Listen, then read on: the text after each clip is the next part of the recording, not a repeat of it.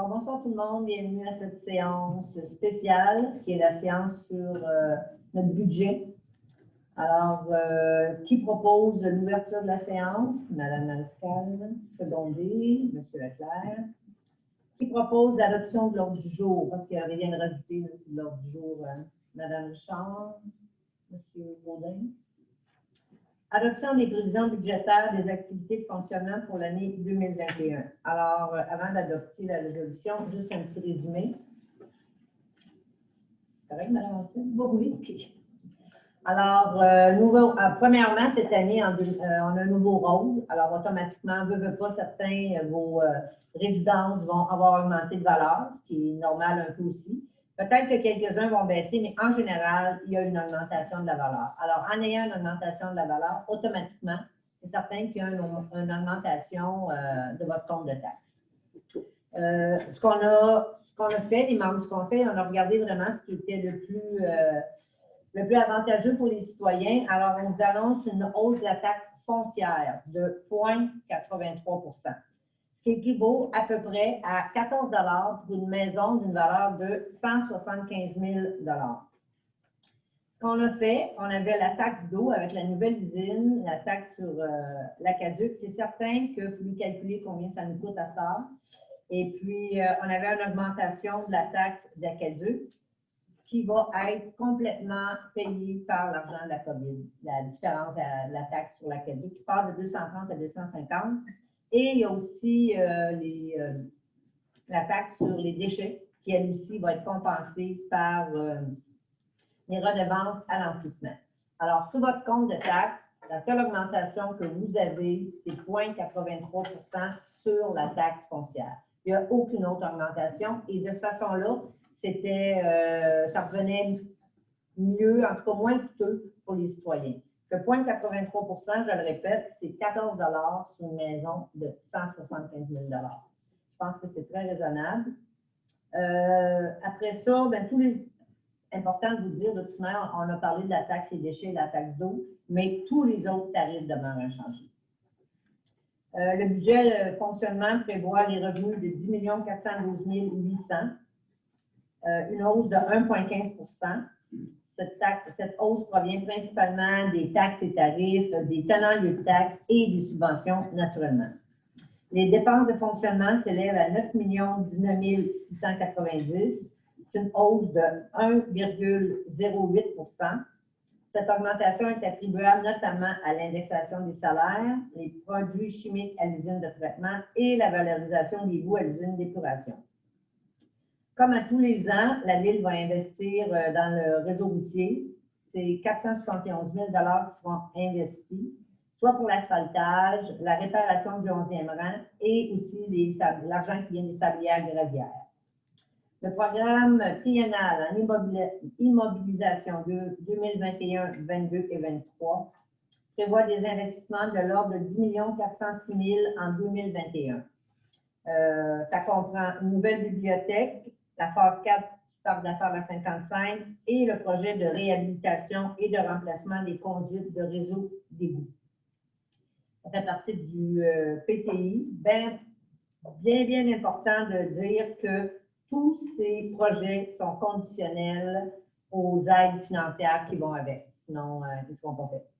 Alors, en gros, c'est à peu près ce que j'avais à dire. Ce qui est à retenir, je pense, pour le citoyen, c'est qu'il n'y a aucun tarif qui a une augmentation cette année. Les tarifs sur votre compte de taxe demeurent inchangés et que la taxe foncière va augmenter de 0,83 %. Merci, Mme Antine. Est-ce qu'il y en a d'autres qui voulaient poser des questions? Je pense qu'on l'a assez regardé. Il y a plus grandes questions à poser. Alors, Mme Antine, je vous laisse la parole. Oui, alors le projet de résolution se lit comme suit. Considérant que les membres du Conseil ont terminé les jeux des prévisions budgétaires pour l'année 2021, il est donc proposé que le Conseil adopte les prévisions budgétaires pour les activités de fonctionnement pour l'exercice financier 2021, composé comme suit. Revenu de fonctionnement, 10 412 800. Affectation des excédents accumulés, 173 000. Charges de fonctionnement, 9 19 690. Investissement payé comptant, 471 000. Remboursement de la dette, 920 110. Et les affectations des fonds réservés, 175 000. Il est proposé que le rapport budgétaire 6 juin soit déposé disponible pour consultation et qu'un document explicatif du présent budget soit publié dans le journal Actualité l'Étincelle plutôt que distribué à chaque adresse. Le tout en conformité avec l'article 474.3 de la loi sur les cités et villes. Merci beaucoup. Alors, ça va prendre un proposeur puis un secondaire. M. Graveline, Mme Richard, merci. On va passer au point 4, l'adoption du programme triennal d'immobilisation pour les années 2021, 2022 et 2023. Mme Antine. Oui, alors considérant que les projets ont été priorisés lors de la réunion annuelle de planification tenue par les membres du Conseil et du personnel cadre, considérant les sources de financement disponibles, considérant que plusieurs projets sont conditionnels à l'octroi de subventions ou d'aides financières, il est donc proposé que le programme triennal d'immobilisation pour les années 2021, 2022 et 2023 soit établi comme suit. L'année 2021, les investissements totalisent 10 406 000. L'année 2022, 5 497 000. L'année 2023, 4 840 000. Que le programme triennal d'immobilisation soit déposé disponible pour consultation et que le document explicatif du programme triennal des immobilisations soit publié également. Merci beaucoup. Proposeur, secondaire. M. Pelletier, M. Leclerc, merci. Alors, ça met fin à l'Assemblée, à moins que vous ayez d'autres commentaires sur le budget. Merci beaucoup. Alors, on va prendre quelqu'un pour proposer la levée de l'Assemblée. Mme Mariscal, M. Baudin. Merci tout le monde. On continue dans quelques minutes pour une autre séance spéciale. Merci. Alors, bonsoir tout le monde. Alors, l'Assemblée spéciale, encore un autre. Alors, qui propose l'ouverture de la séance? M. Leclerc, M. Baudin. L'adoption de l'ordre du jour. Alors, on ne rajoute aucun point parce que c'est une assemblée spéciale. Alors, qui propose l'ordre du jour? M. Graveline, Mme Mariscal. On va commencer par le point 3, l'approbation des déboursés et dépôt de la liste de dépenses préautorisées durant la période du 27 novembre au 10 décembre 2020. Madame Antille, s'il vous plaît. Oui, alors, c'est pour déposer la liste des dépenses qui sont préautorisées en vertu du règlement 403/2019, traitant des règles de délégation de pouvoir d'autoriser des dépenses couvrant la période mentionnée, le tout en conformité avec l'article 477.2 de la loi sur les cités et villes. La liste totalise 172 403,20. Il est également proposé que la Ville de Windsor approuve le paiement de ces dépenses totalisant le même montant. Merci. Proposeur, secondaire, Mme Richard, Mme Mariscal. On va aller au point 4, c'est l'adoption des règlements. Alors, le premier, c'est le règlement 42-2020, c'est le règlement concernant le contrôle et la garde responsable des animaux. Il va avec ça, M. Ferry.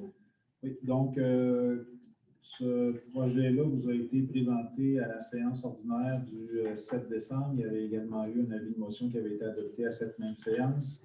Donc, ça concerne le contrôle et la garde responsable des animaux. Donc, c'est un règlement qui existait déjà, sauf qu'on lui a intégré des mises à jour qui sont issues d'un changement législatif, notamment au niveau des animaux dangereux. Ça va faire l'objet également de modifications aux règlements généraux uniformisés, donc les règlements généraux à travers la NRC. Il n'y a pas de coût direct à ce règlement-là. Et la portée concerne notamment les animaux dangereux et les rôles et responsabilités des municipalités et des sociétés protectrices des animaux. Donc, considérant que conformément à l'article 356 de la loi sur les cités et villes, un projet de ce règlement a été présenté et un avis de motion a été donné à la séance ordinaire de ce conseil tenue le 7 décembre 2020. Considérant que le greffier par intérim a mentionné l'objet, la portée et le coût de ce règlement, il est donc recommandé qu'un règlement de ce conseil portant le numéro 422-2020 et intitulé « Règlement concernant le contrôle et la garde responsable des animaux » soit et est adopté. Merci. Proposant secondaire, M. Leclerc, M. Gradé, oui. Il y a sur notre audio, c'est 422. Ouais. Ah, c'est correct. Oui, C'est correct. Quand j'ai regardé l'autre, 2020. excusez-moi. OK, non, pas de problème. Alors, est-ce que vous le proposez? Oui. Merci. Secondé par, je pense, à M. Leclerc. Oui. Oui, merci. 4B, c'est l'adoption du règlement 423-2020. C'est le règlement concernant les règles de délégation de contrôle et de suivi budgétaire. Oui, donc, toujours à la séance du 7 décembre, il y a un projet de ce règlement qui vous a été proposé ainsi qu'un avis de motion qui a été adopté.